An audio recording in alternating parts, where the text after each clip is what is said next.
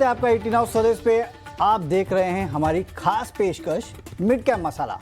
इस खास शो में हम मिड कैप के तमाम हलचल पर नजर रखेंगे, साथ ही आपको बताएंगे ट्रेड के दमदार मौके। लेकिन इसके पहले देख लेते हैं कि कौन से वो मिड कैप के स्टॉक्स है जहां पे आज हलचल देखने मिले। लेकिन उसके पहले एक बार मार्केट का जायजा लेता है कि फिलहाल निफ्टी कहां ट्रेड कर रहा है और बैंक निफ्टी और खासकर मिड कैप इंडेक्स को अगर आप देखें तो किस तरह का ट्रेड देखने मिल रहा है। निफ्टी देखिए 24,700 के ऊपर निकला है। हालांकि सुबह सुबह जिस तरह की गिरावट हुई थी उसके बाद निचले स्तर से अच्छी खासी रिकवरी जो है वो भी यहाँ पे देखने मिल रही है। 24,700 के आसपास ट्रेड कर रहा है, जबकि सुबह अगर आप देखते तो आज का लो जो है 24,470 के आसपास का है। 73 के आसपास का लो जो है वो आज निफ्टी ने बनाया था। इसके अलावा आप देखिएगा मिड कैप, बैंक निफ्टी, सब जगह आपको गिरावट देखने मिल रही है। करीब करीब आधा % के आसपास की गिरावट जो है वो आपको मिड कैप और स्मॉल कैप इंडेक्स में देखने मिल रही है। वहीं बैंक निफ्टी को अगर आप देखेंगे तो 1% से ज़्यादा की गिरावट जो है यहाँ देखी जा रही है। एक आईटी स्पेस है जहाँ पे आप देखेंगे तो आपको थोड़ी बहुत खरीदारी देखने मिल रही है। आईटी स्पेस के अलावा अगर आप देखेंगे तो ज़्यादातर सेक्टर्स जो है वहाँ पे आज गिरावट ही देखने मिल रही है। देखिए आईटी स्पेस आधा % के आसपास की तेज़ी यहाँ पे है, लेकिन बाकी जो मेजर सेक्टर्स है, ये मैं कह रहा हूँ, वहाँ पे आपको गिरावट देखने मिल रही है। लेकिन कुछ स्टॉक्स और सेक्टर्स ऐसे भी हैं जहाँ पे आपको तेज़ी देखने मिल रही है। उन स्टॉक्स की पहले चर्चा कर लेते हैं। तो आप देखिए कोचिन शिपयार्ड 3% के आसपास की मजबूती जो है स्टॉक में देखने मिल रही है। इजराइल ईरान का जो टेंशन था उससे डिफेंस स्टॉक जो है वहाँ पे मजबूती देखने मिल रही है। L&T फाइनेंस, यहाँ पे आप देखिए ये स्टॉक भी आज फोकस में है। 1.5% के आसपास की गिरावट है स्टॉक में। यूबीएस ने डाउनग्रेड किया है, लक्ष्य जो है उसको बढ़ाया है 177 से बढ़ा के 210, लेकिन होल्ड से अब न्यूट्रल की सलाह कर दी है, बाय से न्यूट्रल, तो उसका इम्पैक्ट देखने मिल रहा है और स्टॉक की आज पिटाई देखने मिल रही है। इसके अलावा टोरेंट पावर को देखिए 1% शेयर ऊपर है। 300 मेगावाट का विंड पावर प्रोजेक्ट जो है उसके लिए इस कंपनी की सब्सिडरी जो है उनको एक ऑर्डर मिला है, तो उसका इम्पैक्ट जो है वो स्टॉक पे देखने मिल रहा है। लेकिन इसके अलावा भी अगर आप देखेंगे तो काफ़ी सारे स्टॉक्स है जहाँ पे आज हलचल है। इनफैक्ट ये जो इजराइल ईरान के बीच में हो रहा है उसका काफ़ी हद तक इम्पैक्ट आप देखिए शिपिंग कंपनीज पे भी देखने मिल रहा है। केवल शिपयार्ड नहीं, शिपिंग कंपनियों पे भी है। SCI को आप देखिए 14% के आसपास का उछाल जो है वो SCI यानी कि शिपिंग कॉर्पोरेशन ऑफ इंडिया में देखने मिल रहा है। जी शिपिंग को आप देखिए करीब 6% के आसपास की तेज़ी जो है वो इस काउंटर पर भी देखने मिल रहा है। जाहिर सी बात है ये पूरा जो ट्रेड टेंशन है उसके चलते जो फ्रेट डिस्टर्ब होगा और फ्रेट रेट्स जो बढ़ेंगे शायद उसका इम्पैक्ट इन काउंटर्स पे देखने मिल रहा है। इसके लिए इस तरह की तेज़ी इन स्टॉक्स में देखने मिल रही है। इसके अलावा ऑयल इंडिया, यहाँ पे देखिए करीब 2.5% के आसपास के गेंस इस काउंटर में देखने मिल रहा है, क्योंकि जाहिर सी बात है जिस तरह से कच्चा तेल बढ़ रहा है इन कंपनियों को यानी कि अपस्ट्रीम कंपनियों को फ़ायदा होता है। ONGC भी 1.5% के आसपास की तेज़ी दिखा रहा है। तो ऑयल एंड गैस स्पेस में अपस्ट्रीम कंपनियों में अगर आप देखेंगे तो आपको भरपूर तेज़ी देखने मिल रही है। इसके अलावा जैसे कि हमने बताया आपको कि डिफेंस स्टॉक्स में तेज़ी है। जुबिलेंट फूडवर्क्स, ये देखिए FMCG स्पेस की एक कंपनी है, आज यहाँ पे भी आपको अच्छी खासी खरीदारी देखने मिल रही है। सुबह एक ब्लॉक डील हुई थी, उसके बाद यहाँ पे तेज़ी देखने मिल रही है। करीब 2-2.25% के आसपास की तेज़ी जो है वो जुबिलेंट फूडवर्क्स में भी है। वहीं मुथूट मन्नपुरम को देखिए, यहाँ पे भी खरीदारी है। क्यों? क्योंकि जियोपॉलिटिकल टेंशन की वजह से गोल्ड यानी कि सोने का रेट अगर आप देखेंगे तो डॉलर टर्म्स में भी बढ़ा है और रुपी टर्म्स में भी अगर आप देखेंगे तो वहाँ पे आज 1 लाख के ऊपर जो है वो गोल्ड का दाम जा चुका है, यानी कि सोने का दाम जा चुका है। उसका इम्पैक्ट जो है मुथूट और मन्नापुरम जैसे जो गोल्ड फाइनेंसिंग कंपनियां हैं वहाँ पे देखने मिल रहा है। लेकिन जहाँ पे गिरावट है, एक तो इंटरग्लोबल एविएशन, जाहिर सी बात है जो कच्चे तेल के दाम बढ़े हैं तो इनका जो ऑपरेशनल कॉस्ट है वो बढ़ता है, उसका इम्पैक्ट देखने मिल रहा है। इसके अलावा अगर आप देखेंगे तो कुछ PSU बैंक्स में गिरावट है। वहीं ऑयल मार्केटिंग कंपनियां HP, BP, IOC, इनमें भी अच्छी खासी गिरावट देखने मिल रही है। तो ये है पूरा का पूरा सेटअप आज के ट्रेडिंग सेशन का। लेकिन एक काम करते हैं, हमारे गेस्ट को जोड़ लेते हैं और उनसे सबसे पहले तो राय ले लेते हैं कि किस तरह का यहाँ पे ट्रेड बनता हुआ दिख रहा है और आगे क्या करना है। हमारे साथ एंजल वन के अमरदेव सिंह जी जुड़ चुके हैं। सिंह साहब, गुड आफ्टरनून, बहुत बहुत स्वागत है सर आपका 18 हाउस स्वदेश पे। सर, गिवन द कंटेक्स्ट की जो जियोपॉलिटिकल टेंशन है उसका इम्पैक्ट देखने मिल रहा है, लेकिन हम कल भी गिरे थे, आज भी गिरे, नीचे से रिकवर हुए हैं, तो ये क्या संकेत दे रहा है और यहाँ कोई ट्रेड लेने लायक है क्या? क्योंकि अब तो 2 दिन की छुट्टी भी है सर, तो रिस्क लेके जाऊं? देखिए, ये जरूर है कि जो मिडिल ईस्ट में जो टेंशन फ्लेयर अप हुआ है, इजराइल और ईरान के बीच में, वो एक सीरियस कंसर्न तो डेफिनेटली है।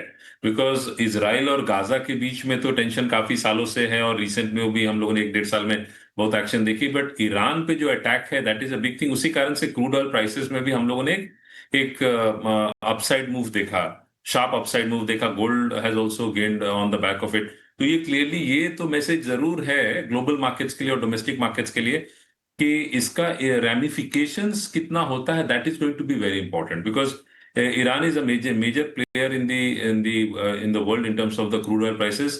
क्रूड ऑयल प्राइसेस ज्यादा समय तक यदि एलिवेटेड लेवल्स पे रहते हैं, हाई लेवल्स पे रहते हैं, तब वो कंसर्न ज्यादा मार्केट्स को इम्पैक्ट करेगा।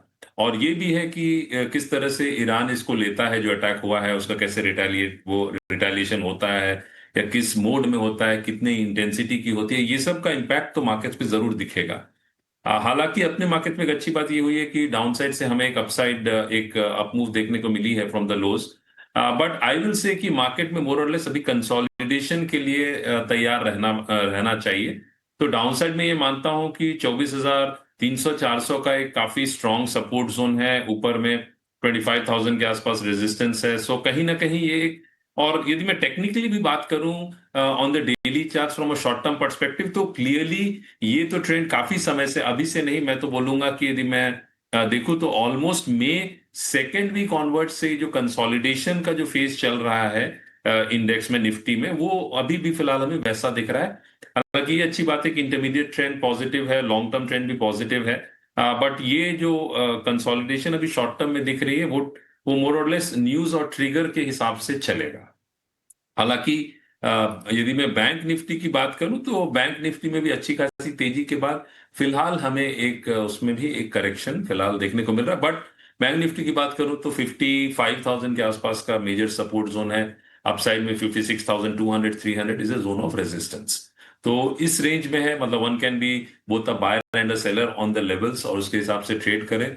हाँ, ये जरूर है कि कुछ मेजर रैमिफिकेशंस होता है या ज्यादा स्ट्रेच करता है ईरान इसराइल का, जिसकी संभावना को रूल आउट नहीं किया जा सकता है, तो फिर उसका एक और नेगेटिव इम्पैक्ट तो हमें मार्केट्स पे देखने को मिलेगा, बिकॉज क्रूड ऑयल प्राइसेस में और तेजी हो सकती है।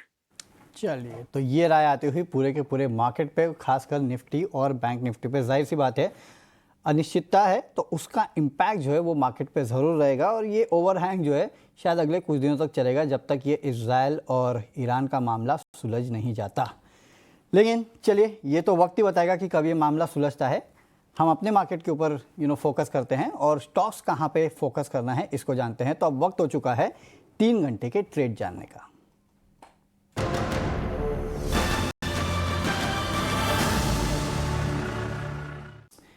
तो सर, अब जो हमारे हाथ में नहीं है उसका तो कुछ कर नहीं सकते, यानी कि ईरान और इजराइल।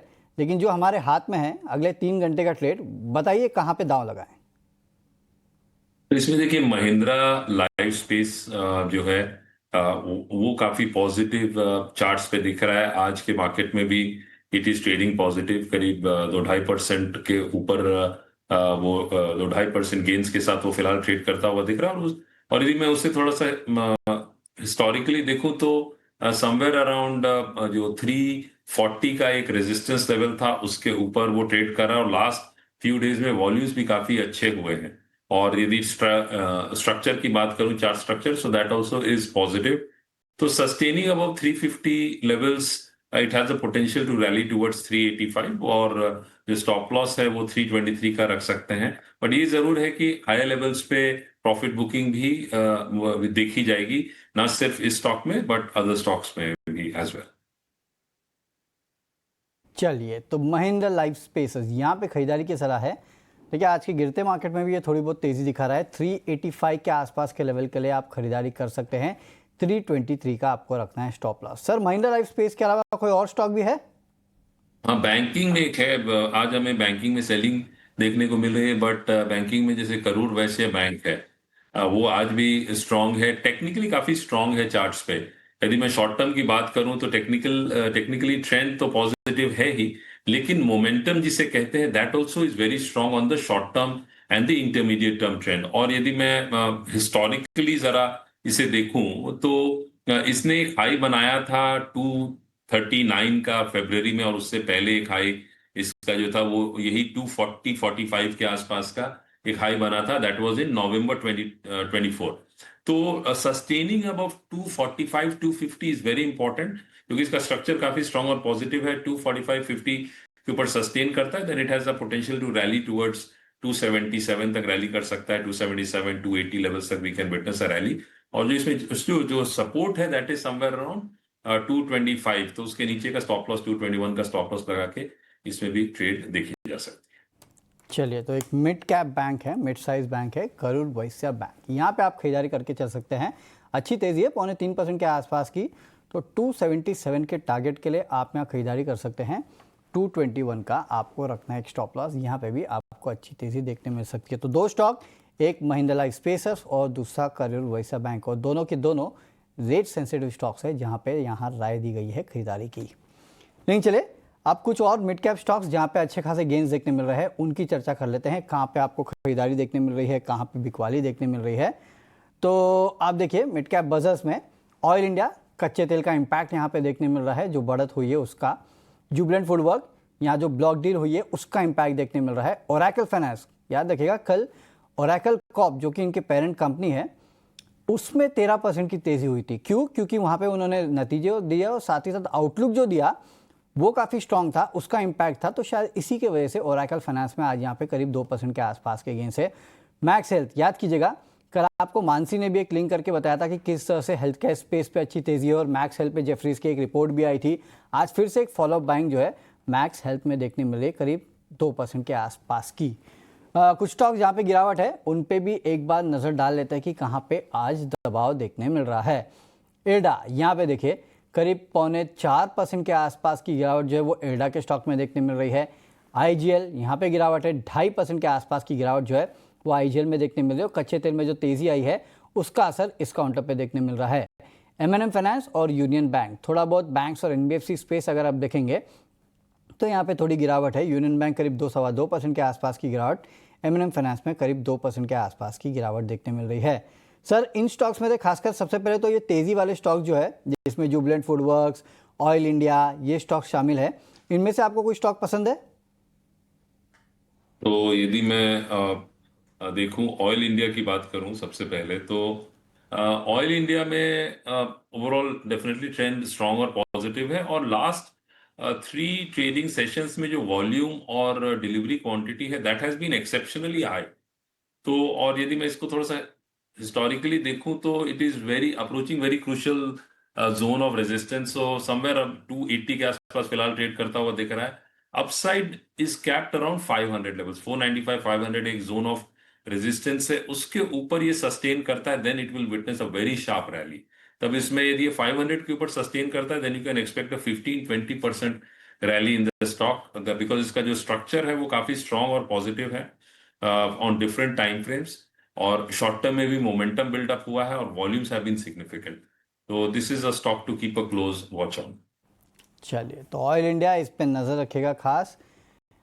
स्ट्रक्चर तो आपको बता दिया गया है, लेकिन साथ ही साथ आप देखिएगा इस स्टॉक में वैसे भी अच्छे खासे गेंस इसके लिए भी है, क्योंकि कच्चा तेल जो है वो काफ़ी यहाँ पे चल चुका है, तो उसका सीधा सीधा इम्पैक्ट जो है वो अपस्ट्रीम कंपनियों पे होता है। लेकिन चलिए, अब वक्त हो चुका है ऑप्शंस के चैंपियन बताने का, तो पहले उस पर नजर डाल लेते हैं।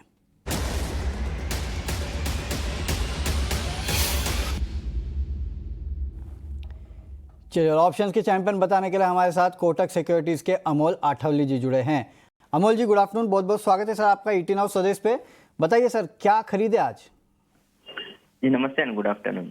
रिलायंस के साथ जाना चाहूंगा। 1450 जून सीरीज का call option positional point of view से देख रहा हूँ। 14 रुपीज के आसपास मैंने पिक किया है। पोजिशनली टारगेट निकल के आ रहे 30 रुपीज के, और स्टॉप लॉस रहेगा उसका 8 रुपीज का। मैक्स प्रॉफिट उसमें हो सकता है 8000 रुपीज का, और मैक्स लॉस उसमें हो सकता है 3000 रुपीज का। ओवरऑल भी अगर हम देखें तो मार्केट में एक ओपनिंग गैप डाउन ओपनिंग के बाद एक बाउंस बैक हुआ है। रिलायंस भी अगर हम देखते तो ब्रॉडर सेटअप अभी भी पॉजिटिव साइड पे 20 डे सिंपल मूविंग एवरेज के पास स्टॉक ट्रेड हो रहा है। मुझे लगता है अगर ये टेक्निकल बाउंस बैक जो आया है मार्केट में वो कंटिन्यू रहता है तो रिलायंस में भी पॉजिटिव मोमेंटम और बढ़ने के चांसेस चार्ट्स पे दिख के आ रहे हैं। बट जैसे कि ओवरऑल मार्केट काफी वोलेटाइल है, इस कॉल में भी स्टॉप लॉस स्ट्रिक्टली फॉलो करें। चलिए, ठीक है। बहुत बहुत शुक्रिया अमोल जी आज हमारे साथ जुड़ने के लिए और ये बेहतरीन ऑप्शन स्ट्रैटेजी देने के लिए। तो रिलायंस इंडस्ट्रीज यहाँ पे आप खरीदारी कर सकते हो और कॉल खरीदना याद रखिएगा 1450 का कॉल ऑप्शन आपको खरीदना है।